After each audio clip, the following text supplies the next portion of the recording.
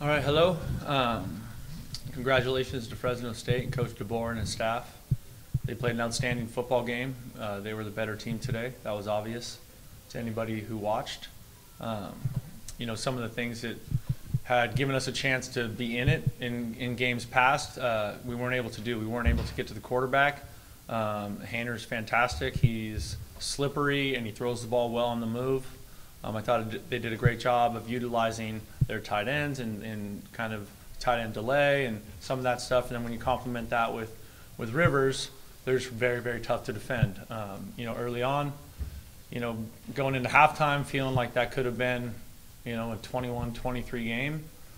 We just had those three, our first series, we get down there, we snap it over the quarterback's head twice. And that was just so hard, right? Two big lost yardage plays, which we had to kick a field goal. And so, those moments where we get down there, we have to score touchdowns, right? Especially that deep in the red zone. So lots of missed opportunities for us. And the biggest missed opportunity for us, besides having a chance to beat Fresno, is just not having a chance to get to the postseason again. And that's crushing for me. I love this team. I love these seniors. It's just a hard day, hard year. Questions for Coach? Yes, Coach. After everything that went so well for you guys last year, to sort of regress back to the kind of level, the 5-7 record that you guys had pre-pandemic in 2019, that little seesaw, how, just overall, how disappointing is the season considering the high expectations that you guys had? It's incredibly disappointing. It's incredibly disappointing for me and my staff and our players and everyone who believes in San Jose State football and what we're doing here, right? And that's my job.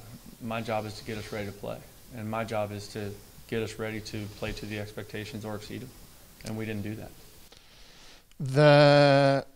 You spoke about those 3 trips into the red zone, and against a team like Fresno State, field goals are not going to be enough to beat them, and that was obvious with just the 9 points and being kept out of the end zone again. What was it? Just execution for you guys today in key plays? Yeah. I think it was that. It was it started off like I mentioned with those 2 snaps, right, which makes that hard. We missed a throw down there, and then I think we had a penalty. Just that, and so that part of it is so disheartening because we put together great drives to get down there, right? We're running and throwing the ball effectively, going right down the field, and then to get there and stall out in that spot was really, really frustrating.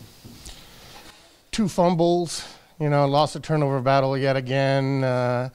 Is that, how do you clean that up in the off season? What's going to be the key to make sure that doesn't happen again next year? Well, that is the $1 million question. I think, I don't know if maybe that has been, I've put too much emphasis on that in the practice environment, because that is, we have invested in an incredible amount of time in ball security drill, ball security conversation, video, like every way to try and teach it. And, where we've been in that space right there this season is, we've never been like that. And so that's something that our staff, we have to, go through the season and just try and piece together like what led to these situations where we are exposing the ball. Is it our scheme? Is it a call? Is it a player? Is it a player with the ball in his hands, or is it a protection issue? That kind of thing. The toughness that Nick Starkle showed after leaving the game for a little bit with what appeared he re-injured that shoulder when they landed on him, and what can you just say about what kind of leader he was today and his 2 years here? He's been awesome. Nick Starkle's been awesome. He's given everything he's had to this program. He's played beat up the last 6 weeks or 5 weeks or whatever it's been. And there's a lot of guys like that. And there's a lot of guys that, you probably see Kyle Hoppe, have to get taken out of the game every week. I mean, we're holding him together with, bubble gum and duct tape. And he keeps going back out there and competing. And this senior class is a really special group of guys. And they love this place and they love this team. And I'm just devastated for them. You're down 26-9 midway through the third quarter. You have to waste the timeout before third and short at midfield, and you get stuffed. Tyler Nevers gets stuffed, and you didn't hesitate to send out the punt team, but the team was kind of looking for a spark. Was that did you consider it, or did you want it? I absolutely considered it. I think if we had been a little more consistent defensively, I would have felt better about it. But that was going to give them the ball at the midfield, And so at that moment, I was like, let's try and pin them and force them to punt, and then hopefully get a short field. That was my thought process. And 3rd and 1 didn't work, right? So then I'm like, 4th and 1, right? Like that's the hard part of it. And the trick play that they pulled off with a jet sweep into a reverse, into a throwback, into a wide receiver screen, that seemed to be the final dagger. Yeah, that was really well executed. I thought it could have come back twice for holding, but it didn't. So, that's football. Because we had an edge there, and we had a player. Like, so we had 2 players there, kind of at the point, right? So, and I haven't seen the film, so I don't know. But in real time, so we either need to do a better job at defeating blocks, right? Or, we need to have better pursuit to the ball, right? Because you see that thing set up and go back, ton of misdirection, right? Because you already have the double reverse, right? So you're hauling tail, trying to get to that, right? And then they have the throwback. It's a good play call, good play design. Because of the pandemic, you didn't have to say goodbye to a lot of seniors. You returned your entire defense. You returned 9 guys on offense. Now there's going to be that kind of roster turnover, and how different is this team going to look next year compared to this year? Yeah, it's going to be drastically different, and that's kind of one of the hard, sad parts about college football, and also one of the great parts about it, right, is these young men grow up into men, and you watch them grow and develop on and off the field, and then they start this next phase of their life, whether that's having a chance to play pro football or, Tyson Parker's going to be a cop in a month and a half, we hope. So, he'll be chasing bad guys instead of ball carriers. But, that's to see them grow up in this group and what they've given to the program, how much they've meant to us, and what they have done, off the field and on the field, right? I mean, it's been 30 years since we'd won a conference championship at San Jose State, right? And we won a Mountain West championship a year ago. Like, those guys have done a hell of a job. And so, as disappointed as I'm in this year, I'm incredibly proud of that group of seniors and what they've accomplished in their time here. Because when we started, it was bad, right? When we started, I would have begged for 5 and 7, right? Now I'm pissed off, and so are they. So things are changing here, and it's good. And just one final question. You've got like 500 questions. Is there anyone else who wants to ask a question with this thing? You now obviously maybe take a couple of days off, and you have to. December 15th is fast approaching, and that's National Signing Day, and your next recruiting class. How much is that the next thing that you have to worry about? Yeah, absolutely. That's a big part of it.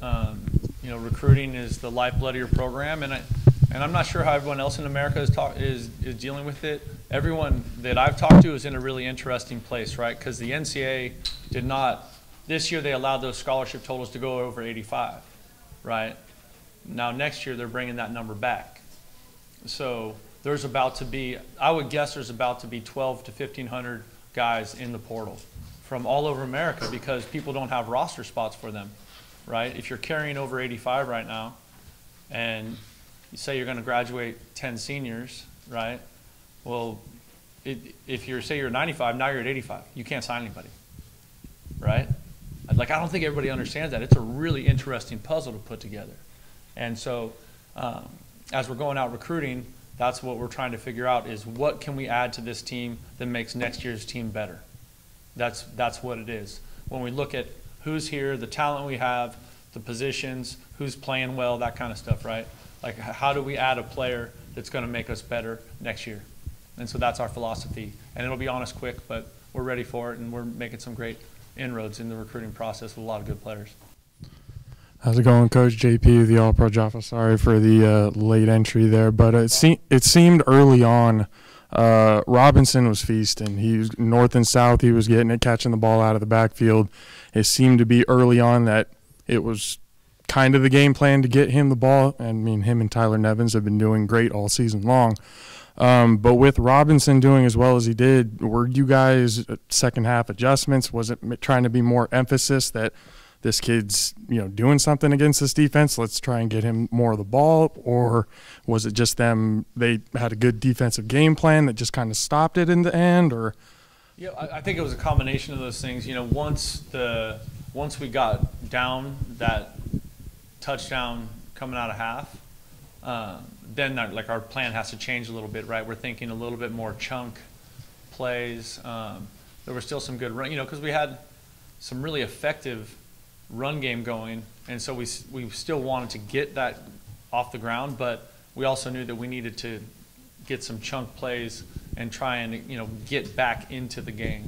And I thought Fresno State's defense played fantastic. They really did. And then one last thing.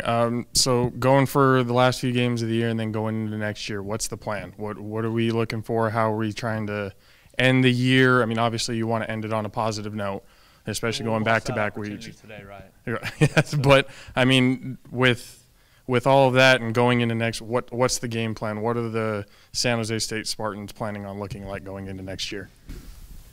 Well, I think that's hard to say today, right? I think the first thing we're going to do is we're going to get with the team on Monday, and we're going to watch this film, and we're going to go through our normal process of digesting that and correcting that.